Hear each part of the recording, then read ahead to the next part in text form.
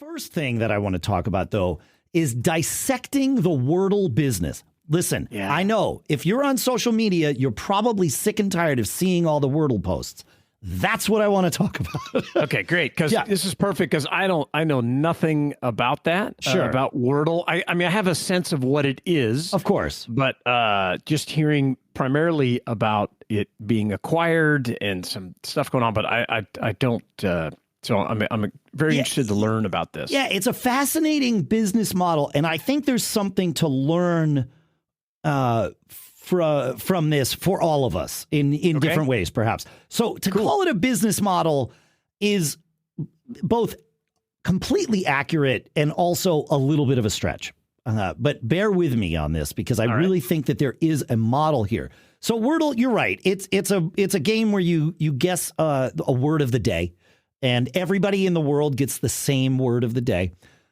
It will be a 5-letter word. You guess 5 letters. It tells you what letters you got right and if they're in the right spot or not.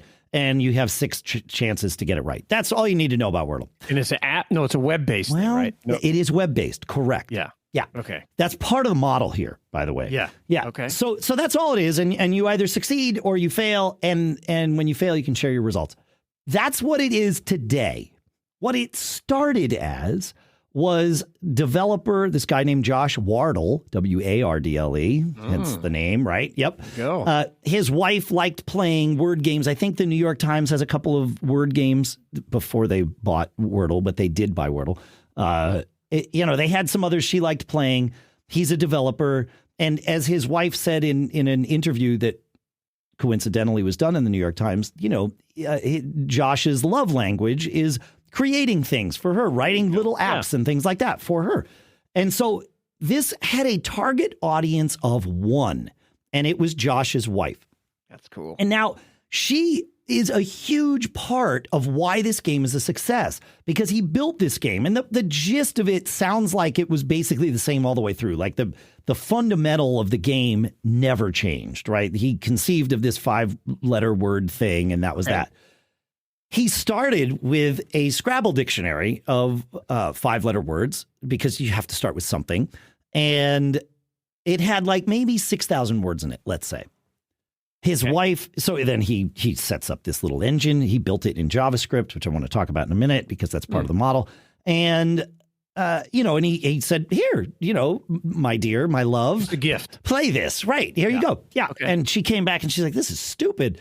I didn't know this. Like today's word, I failed. But even when I got to the end and it told me what the word is, it looked like a jumble of letters to me. Like I did not recognize this word. And she's like, that's not fun for me. And he was like, oh, well, that's fair. And so then he had her go through this list of 5,000 words and select the 2,432 or something that she recognized. And so those are the only words that will be selected as word of the day. Now, that still gives you several years worth of words. Yeah. And I think I dug into the engine a little bit, but I think both dictionaries are actually loaded into the app. The dictionary of what the answers are from which one is selected each day. And like I said, it's the same one for everyone.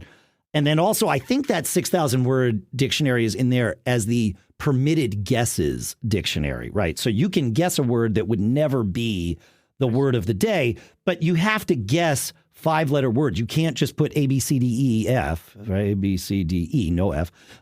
You can't put A, B, C, D, E in there and find out if any of those letters are in the word. You have to guess legitimate words, and those can come from that 6,000 word dictionary, right? But so it was already being iterated on because the gameplay was needed to be challenging enough, but also fun enough and easy enough for it to be fun, right? So yeah, that makes sense. But this was, I think this was really important that, again, it was an audience of 1. And it reminded me of podcasting, right? We create the show that we would want to listen to. And the assumption is, and it has proven out many, many times, not just with this show, but, pretty much every other show that exists, the assumption is that there will be other people that want that same thing. And so, but you and I say the riches are in the niches, right? And it's that mindset of don't worry about what everybody else wants. Pick your target audience, pick your avatar. Now in Josh Wardle's case, it was a literal human. There was no avatar, right? It was his wife. She's real.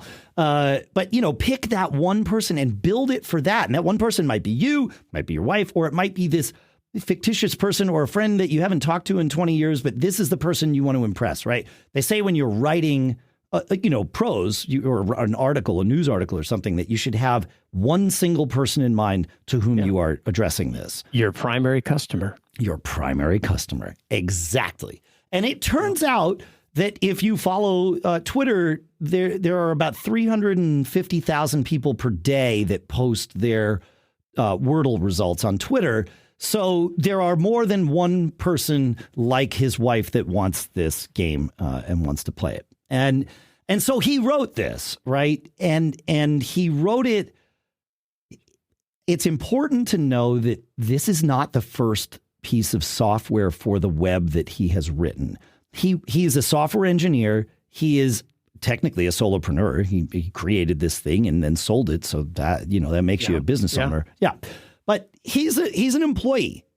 He worked for a long time at Reddit as a software engineer and a project manager over there. He created the button at Reddit, which was this thing where, you could reset the button or somebody else could. And it was this who's going to be the last one to reset it. But a social game, right? He created Place, which was this thing that was like the first wall of pixels that was this, collaborative art project. You place one pixel, somebody else places another. Right? Yeah, he did both of those things. So, he thinks this way.